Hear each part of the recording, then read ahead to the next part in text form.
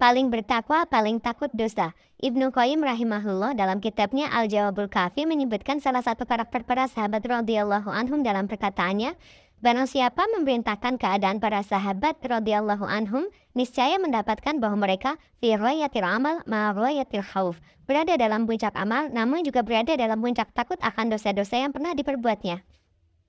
Maka bandingkanlah dengan kondisi rata-rata kaum muslimin yang minimalis dalam beramal soleh, banyak berbuat dosa, namun terlalu percaya diri dan merasa paling aman dari siksaan. Siapa yang meragukan ketakwaan Abu Bakar As-Siddiq radhiyallahu anhu, orang yang paling serupa dengan Rasulullah dari segi amalannya, Allah juga telah menjamin dirinya untuk masuk surga dan orang pertama yang akan memasukinya dari umat Nabi Muhammad. Namun demikian, ia takut akan dosa-dosa yang pernah diperbuatnya. Suatu ketika, beliau berada di taman dan di dekatnya ada seekor burung yang bertengger di atas dahan. Abu Bakar berkata, "Wahai burung, alangkah nikmatnya hidupmu. Kamu makan, minum, dan terbang di antara pepohonan. Tetapi kelak di akhirat kamu tidak akan dihisab. Andaikan aku menjadi sepertimu." Sahabat Umar bin Khattab radhiyallahu anhu, orang yang telah Allah janjikan hati dan lisannya benar, setan pun lari setiap kali berpapasan dengannya, dan beliau termasuk salah satu sahabat yang dijanjikan masuk surga. Pun begitu, beliau khawatir jika dosanya tidak diampuni. Padahal kita tahu dosa beliau amat sedikit jika dibanding dengan kita.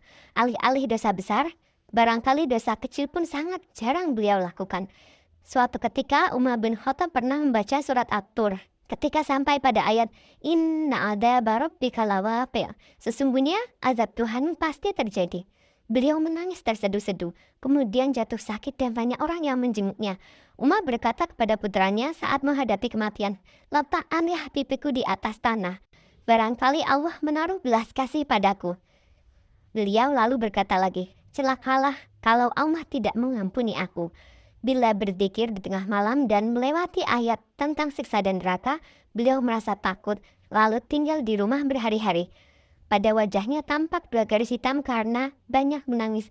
Beliau juga pernah berkata, "Pada hari kiamat nanti, apabila diumumkan bahwa semua manusia akan memasuki surga kecuali seorang saja yang akan memasuki neraka, maka aku merasa khawatir jika yang seorang itu adalah diriku, karena dosa-dosaku yang begitu banyak. Sebaliknya, jika diumumkan bahwa semua manusia akan masuk neraka kecuali seorang saja yang akan memasuki surga, aku pun berharap bahwa yang seorang itu adalah diriku." Siapa pula yang tidak mengenal sahabat aku, Abdullah bin Mas'ud radhiyallahu anhu, tentang keutamaannya disebutkan oleh Nabi Shallallahu alaihi wasallam. Sungguh kedua betis Abdullah bin Mas'ud lebih berat timbangannya di sisi Allah daripada gunung Uhud. Beliau terhitung sebagai ulama di kalangan para sahabat. Beliau memahami semua ayat Al-Quran di mana diturunkannya dan dalam hal apa ayat itu turun. Pun begitu, beliau takut tergelincir ke dalam fitnah dan rasa ujub. Suatu saat, ketika beliau keluar dari suatu majelis, lalu orang-orang mengikuti beliau di belakang sebagai penghormatan, lalu beliau bertanya, "Adakah dari kalian memiliki keperluan sehingga mengikutiku?" Mereka menjawab, "Tidak ada, kami hanya ingin berjalan bersama Anda." Beliau berkata, "Kembalilah kalian, sesungguhnya yang demikian ini menyebabkan hina bagi yang mengikuti dan bisa menggunakan fitnah, serta mengundang fitnah dan ujub bagi yang diikuti." Ketika orang-orang memuji dan menyanjung beliau berlebihan, beliau berkata, "Seandainya kalian mengetahui apa yang ada pada diriku sebagaimana yang aku ketahui tentang diriku, niscaya akan kalian taburkan tanah di kepalaku." Begitulah karakter ulama. Memandang kesalahan yang pernah dilakukan maupun celah kekurangannya dalam menjalani perintah sebagai sesuatu yang besar.